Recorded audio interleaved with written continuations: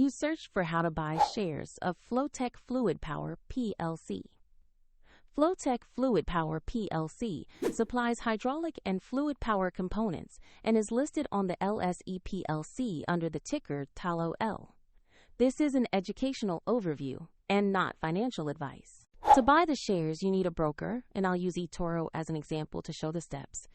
After registering, you must verify your account, usually by uploading an ID, and add funds before you can place an order. Use the platform search box and type the ticker FLO.L to find Flowtech Fluidpower Plc, then select the result that matches the LSE listing. Confirm the company name and exchange before proceeding. On the asset page, you will see basic company information and a price chart showing recent movement. Double-check that this is the Flowtech Fluidpower Plc LSE listing before moving to trade. To invest, click the Trade or Buy button. Enter the amount or number of shares you want. Review the order details and any fees, and then confirm the order. If the market is closed, the order will execute when markets open, and if you don't have enough funds, the platform will prompt you to add money before confirming.